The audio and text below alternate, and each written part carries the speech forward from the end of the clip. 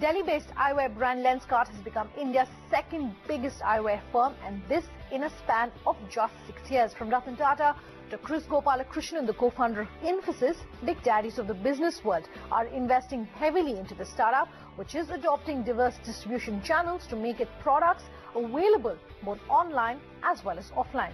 Libza Manan brings you an in-depth look. What started as an online optical shop is now becoming a household eyewear brand across the country. Thanks to its unique offline approach, Lenskart has taken the Indian eyewear market by storm with its innovative strategies. Today, the brand houses a wide range of eyewear and accessories, offering attractive schemes to delight consumers. In 2010, when India witnessed an e-commerce boom, experts predicted that high touch and feel products like eyewear will not receive much traction. During that time, what made you think out of the box and launch an online eyewear brand like Lenskart? And I think online or offline, the problem remains the same, which is whether you have built trust in a brand or not. And offline, because there's a person assisting you in the buying process, there's always, the trust gets built by that person rather than by a brand, especially in the early stages of a business. Whereas as the brand gets built, the difference between the two doesn't exist. So I think our overall bet was still that if we can continue to build a superior consumer brand, people will consume it. After establishing itself as a successful online eyewear brand, Lenskart is now eyeing to attract consumers with its offline presence. So talk to us about the unique omni-channel that the brand has adopted. We are online, we are on the mobile, we are going to consumers' houses, but still there are people who don't buy from us. And which is when the whole store thing came around, and we did it in a very unique way. So unlike the typical offline retail where you would just buy stuff off the counter, we developed Lenskart stores and, more around how can we leverage the benefits of online and offline.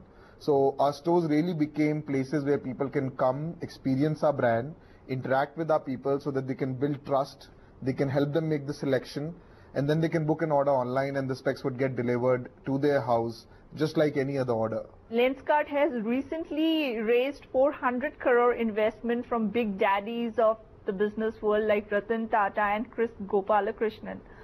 So give us more insights into the funding. There are about 530 million people in India who need specs.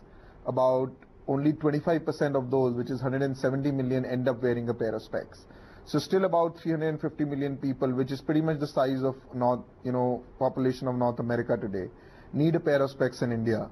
And Lenskart's goal is, how can we make specs reach all these people? That's what this funding will enable us to do. It will allow us to reach all those people, make ourselves more accessible, make ourselves more affordable, take the awareness of eyewear in the country to next level.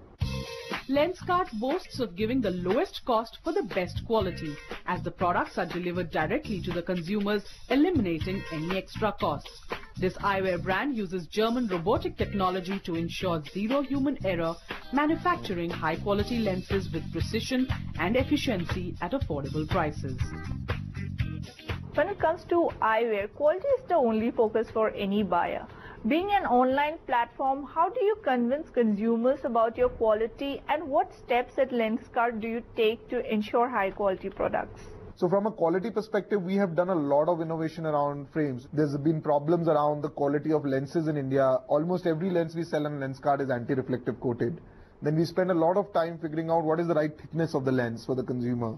And and the way we sort of guarantee all of this is that we'll probably be the only people in the country to give you a year warranty on both the frame and the lens that you buy at Lenskart, which is pretty much unheard of.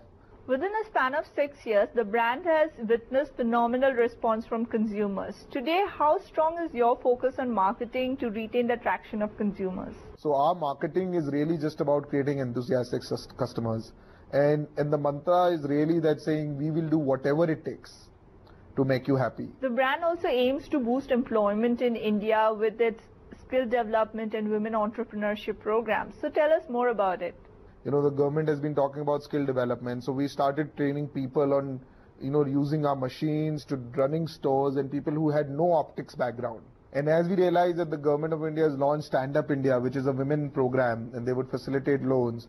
So we are now really reaching out to women particularly to become entrepreneurs as part of the Lenskart scheme. So our goal is to sign up 500 women entrepreneurs over the next 3 years. The recent funding in Lenskart's kitty, how do you plan to utilize those funds? What's the way forward for the brand? Our first big investment is going to be around supply chain.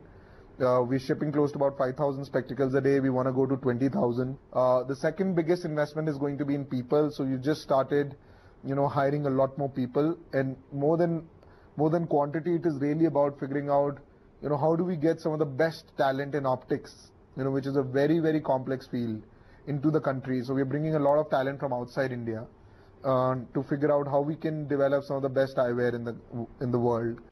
From providing a unique customer experience online to introduction of a 3D trial room, Lenskart produces 5,000 high-quality lenses per day and is raising the competitive standards for established players in this niche segment.